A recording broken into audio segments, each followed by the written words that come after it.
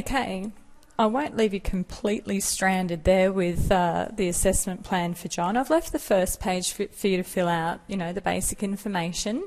And I'll be interested, it won't be necessary to be satisfactory, but I'll be interested to see if you'll go back to John's assessment plan when we actually go and open up the unit of competency and locate that, and see if you go back and put in the unit descriptor. I've actually left you with the unit code, so the unit title there, we'll see if you go back and fill that one in, just out of interest. Now, we're on page 2 of John's assessment plan. Okay, so I've let you have a little peek there at the context. The context is, the circumstances. The context usually relates to whether it's in the workplace or whether it's in a simulated working environment. So you've got Susan, who was e-learning from home, okay? And so that's going to be a lot of simulated workplace contexts, whereas with a forklift, we definitely need that to be occurring either in an actual workplace or in a simulated workplace, but it must occur on an actual forklift if he's going for the full forklift license. So it can't be a forklift simulator, like he can't jump into some robotic machine that isn't a forklift and have a little screen in front of him and pretend to drive around. He can't have a forklift simulator, but he can have the workplace simulation. So he could actually go completely out of the workplace where he has a risk of running over any of the employees and just be in a factory with like an empty pallet crate or something.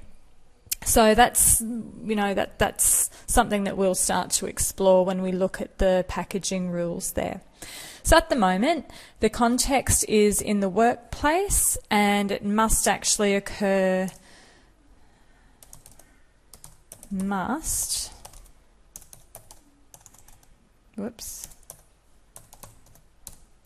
use a forklift, okay?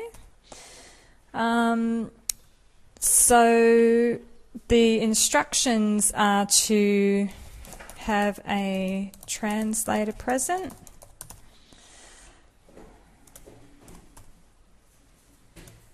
and follow all OH&S, occupational health and safety policies and procedures. Okay, very important for John at this stage of the game.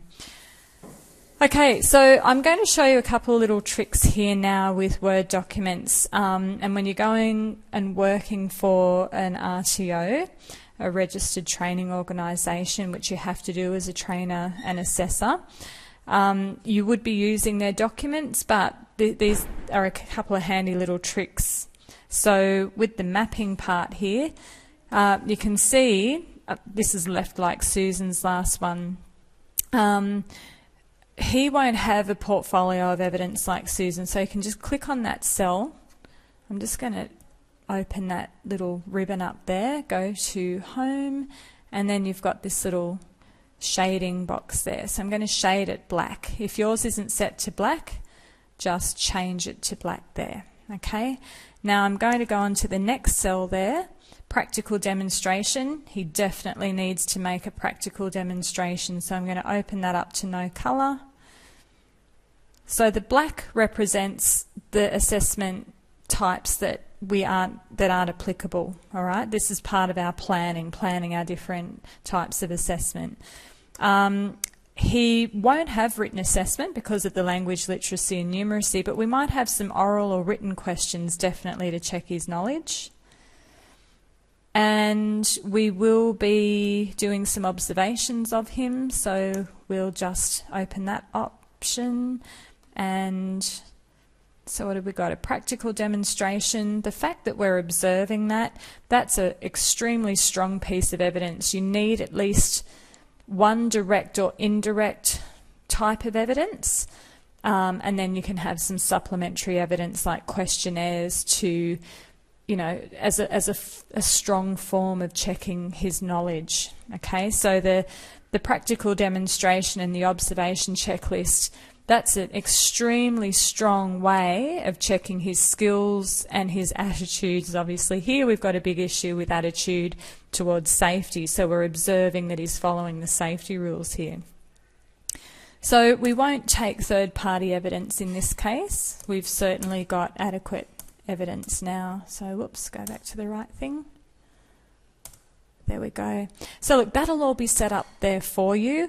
I just wanted to show you that little trick of how, how we actually plan and work out what types of evidence on an electronic document. So always make sure you save that.